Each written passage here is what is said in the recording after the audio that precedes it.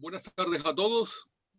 Comenzamos este ciclo Azoteas Activas que produce el Centro UNESCO Gran Canaria y coordino yo, Mariano de Santa Ana, que soy coordinador del área de paisaje y de medio ambiente del Centro UNESCO, con Araceli Raimundo Izar, arquitecta especializada en arquitectura bioclimática, con una trayectoria en este orden en la construcción, en edificios que maximizan el confort y disminuyen el consumo energético.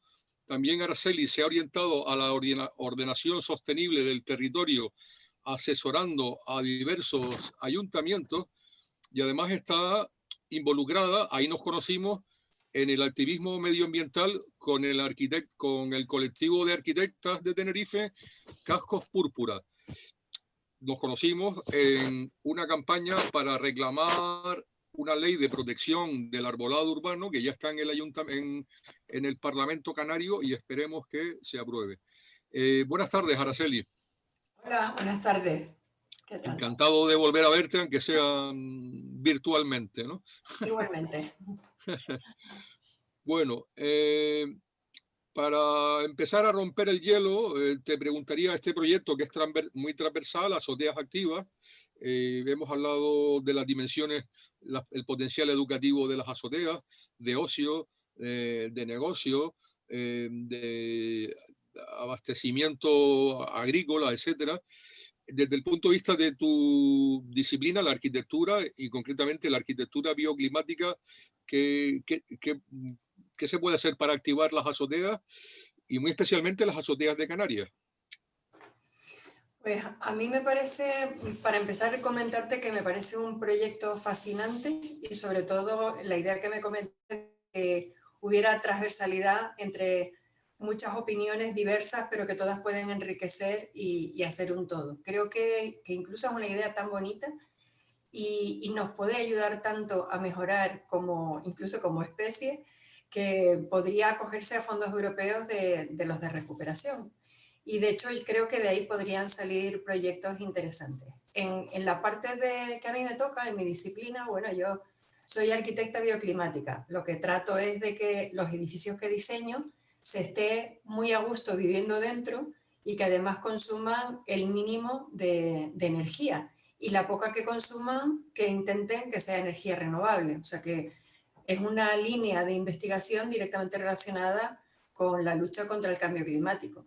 En lo que es la parte, digamos, bioclimática, creo que la azotea es uno de los puntos vulnerables de nuestros edificios colectivos. Vive mucha familia y la azotea es un espacio común.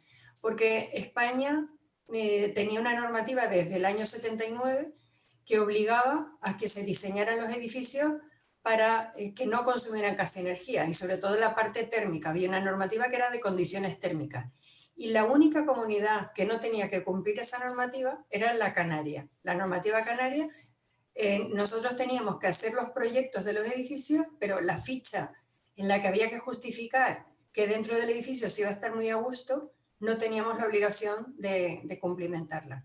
Y realmente la azotea es uno de los puntos más vulnerables de nuestros edificios, porque tenemos una latitud muy cerca del Ecuador, donde el sol cae bastante vertical y en verano esas azoteas se calientan muchísimo. O sea que esa reflexión sobre las azoteas desde el punto de vista bioclimático me parece que hay mucho que solucionar. ¿No te llama la atención de que la mayoría de las azoteas de Canarias sean de color oscuro? Hablando de la radiación solar y no sé. Completamente. Me parece, si tú pones una azotea con un techo blanco, lo que va a absorber, digamos, de radiación ese suelo, un suelo blanco, lo que va a absorber de radiación ese suelo es muy poco comparado con si pones una azotea con el suelo negro. Y claro, cuanto más oscura sea esa azotea, va a ser muchísimo peor en condiciones de verano, sobre todo si debajo de ese suelo tan oscuro no hay ningún tipo de aislamiento, como es el caso. Lugares como Copenhague o Manhattan, o sea, sitios que no tienen el clima como el nuestro para nada, están impulsando las azoteas verdes. Dinamarca, donde está capital Copenhague, tienen previsto que para 2025 sean todas las construcciones de nueva planta, por obligación, sus azoteas sean azoteas verdes.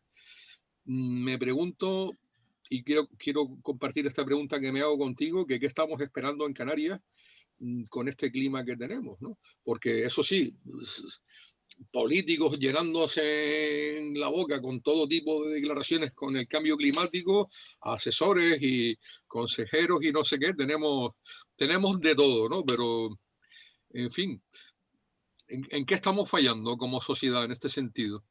Pues me parece una reflexión muy interesante. Yo creo que ahí fallan dos aspectos. El primero es el regulatorio, o sea, debería haber una normativa que, como dicen estos países que tú comentas, obligue a que la cubierta sea una de las fachadas del edificio. O sea, no hay por qué más importancia a las fachadas del edificio que a la fachada de la cubierta, porque en esa fachada vamos a tener muchas oportunidades. La quinta Pues, fachada.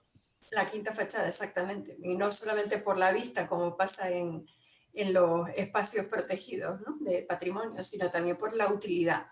Entonces, en ese sentido, creo que el primer planteamiento tiene que ser regulatorio, tiene que haber una normativa que obligue y nos obligue a los técnicos a que tengamos esa consideración con las fachadas. Y luego tiene que haber un tema de conciencia también, porque la conciencia ciudadana es la que mueve también las economías. Si hay mucha gente que demanda una recuperación de su cubierta, por ejemplo, para que tenga más oportunidades, habrá muchos contratistas y promotores que estén especializados para dar ese servicio. O sea que creo que son las dos líneas fundamentales que habría que impulsar: una normativa razonable y una concienciación ciudadana. ¿Y en qué nivel de la administración, nosotros que somos protestones, que nos gusta manifestarnos, armar ríos, debemos de incidir más? ¿En el municipal, cabildicio, regional? ¿Seguimos nacional, europeo? ¿A quién hay que reivindicarle antes que nadie que se ponga las pilas? Pues yo creo que con esto de la globalización no podemos quedarnos en ninguna escala. Yo creo que es importante comentarlo con los organismos a lo mejor que tenemos más cerca, pero hay que tratar de que esto llegue más arriba. Porque, por ejemplo, la normativa de eficiencia energética que ahora, voy a decir, padecemos, porque es bastante injusta con el clima canario, es una normativa más orientada a edificios europeos que no tienen posibilidades como nosotros de simplemente con un diseño adecuado regular la temperatura interior durante todo el año, ya sea invierno o verano. Ellos en esos climas que tú contabas están a 56 grados de latitud norte y durante todo el invierno no tienen más remedio que utilizar sistemas activos, o sea, calefacción, para poder estar en confort. No es el caso nuestro y sin embargo la normativa que estamos padeciendo viene de Europa y tiene unas incongruencias importantes con el archipiélago canario. Hay una posibilidad de que las comunidades que no se vean englobadas en esa regulación puedan determinar cuál debería ser su propia regulación. Y yo tengo la esperanza de que el gobierno de Canarias, que me consta que hay gente muy sensible, finalmente trate de poner un poco de sentido común en todo esto y tengamos pronto nuestra propia regulación. Esta mañana estuve hablando, por ejemplo, también en la Universidad de La Laguna, donde también hay un equipo muy activo de investigación y búsqueda de proyectos hacia el desarrollo sostenible, y también va un poco en esta línea. Tenemos un clúster de construcción sostenible que hace unos años hizo una herramienta con diversos indicadores específicos para Canarias, que es para el desarrollo sostenible de Canarias.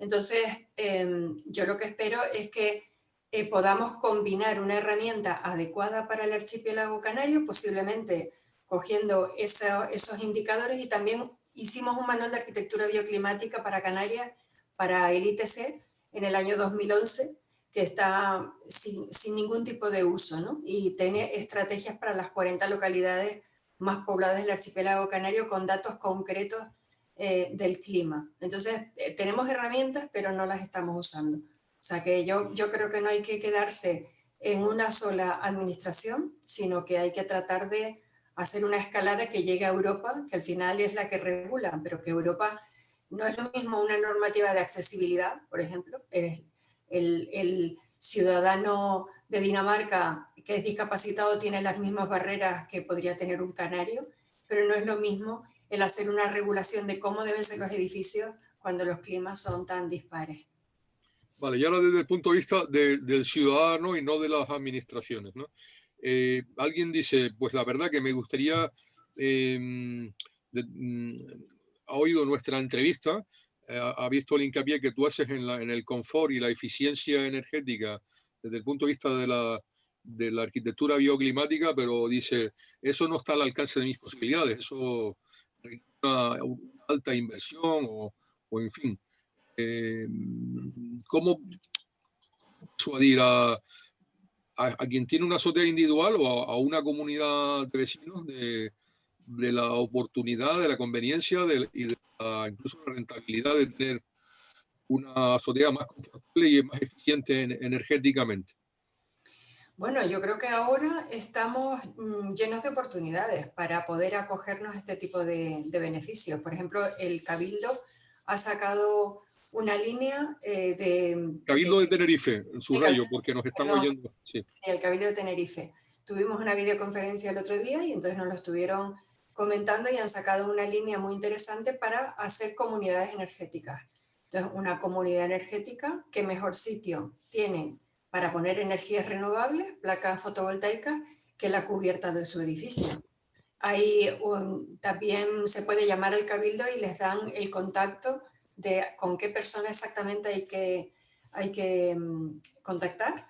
Y bueno, son personas valiosísimas. Yo creo que es un proyecto muy, muy interesante que está lanzando el Cabildo. Pero lo que sí creo también es que deberíamos hacer el esfuerzo no solamente de poner energías renovables en nuestras azoteas, sino ver de qué manera podemos tratar de hacerlas más habitables. Y no es lo mismo poner, por ejemplo, unas placas fotovoltaicas en el suelo de nuestra cubierta, que nos condiciona el espacio que podríamos utilizar, por ejemplo, ahora en tiempos de pandemia, que a veces no pueden ni salir a la calle.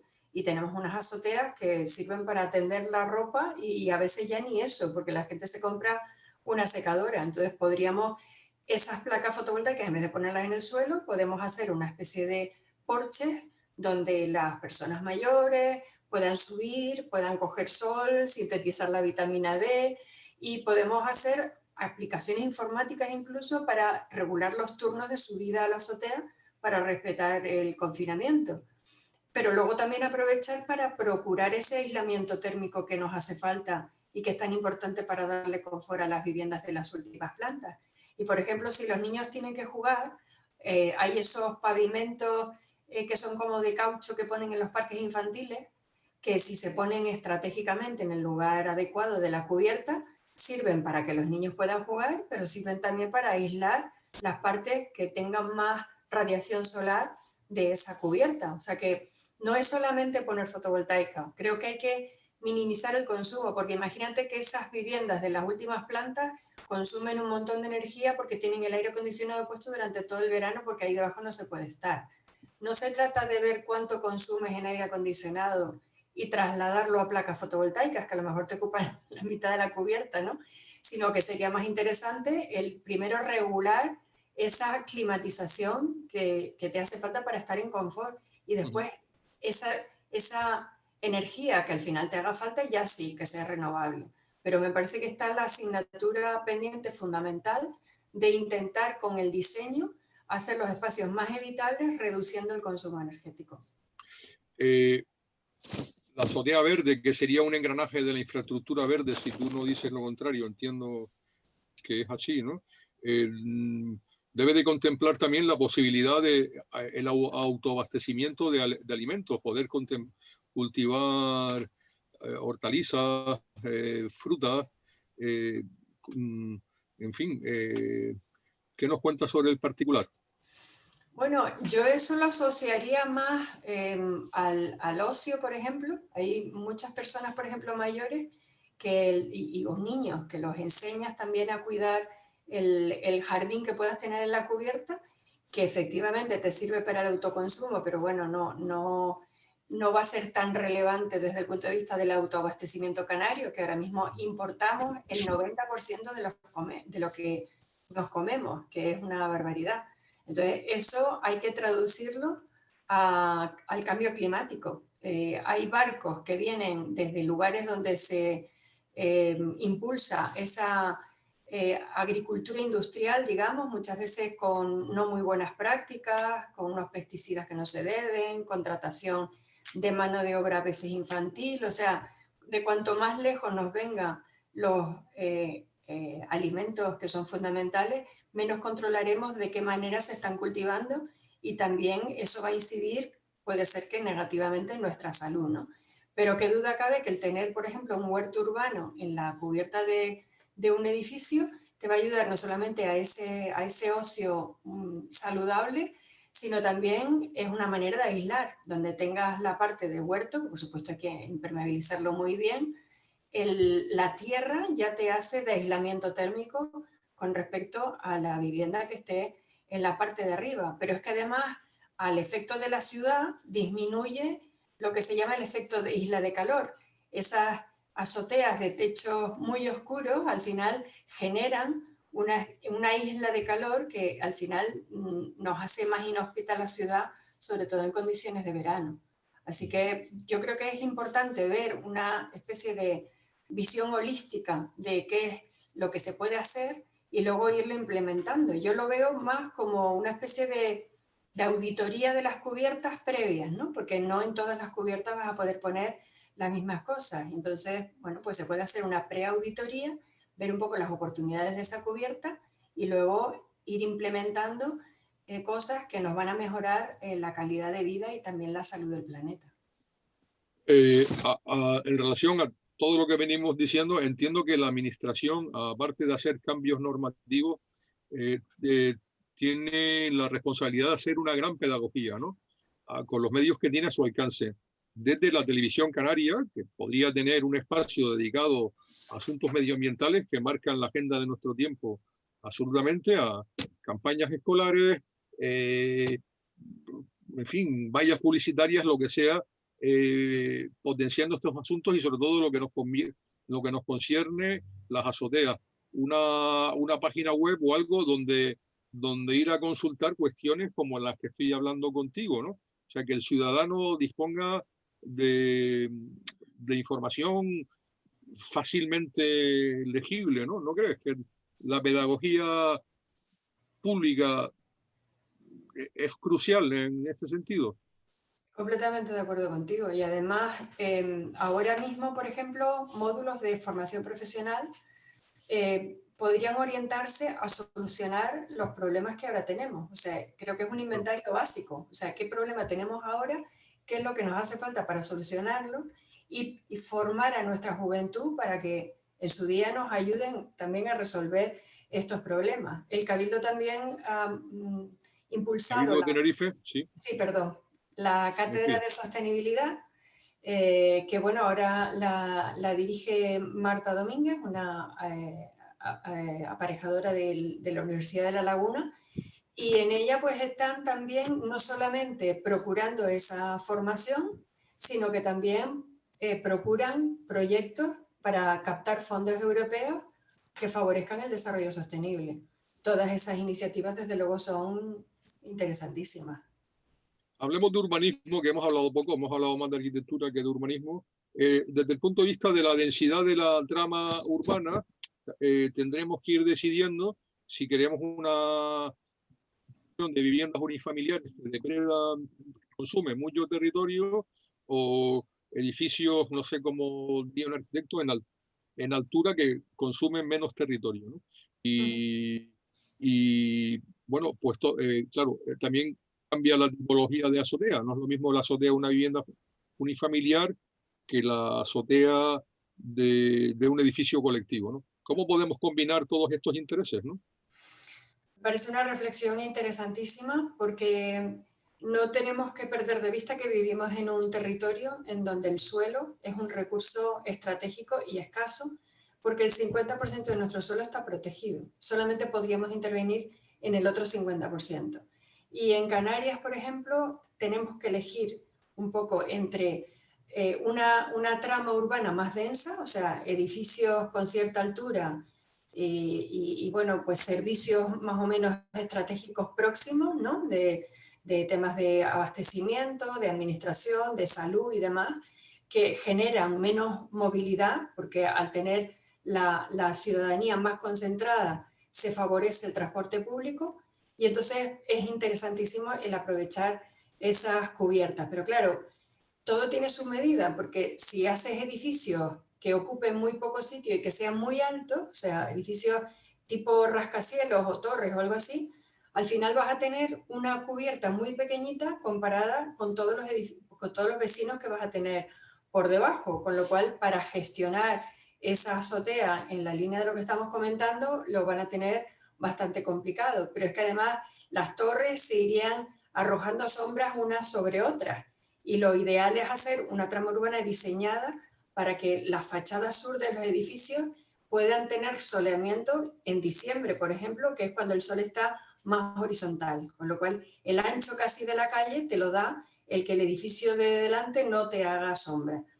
Esa es para mí la manera más inteligente de gestionar la ciudad. A mí me preocupa mucho, ahora con la pandemia, los encargos que nos están llegando a los arquitectos son más viviendas unifamiliares fuera, porque la gente va a intentar no padecer un confinamiento en edificios que no están preparados para ello, con lo cual intentan irse fuera. Esa especie de explosión de la trama urbana que pasó cuando la RIC, por ejemplo, la Reserva de Fondos de Inversión Canarios, favorecía solo las viviendas nuevas, no favorecía la rehabilitación de, por ejemplo, edificios de los centros históricos. Yo vivo en el Toscal y todo el barrio del Toscal está en unas condiciones un poco lamentables, ¿no?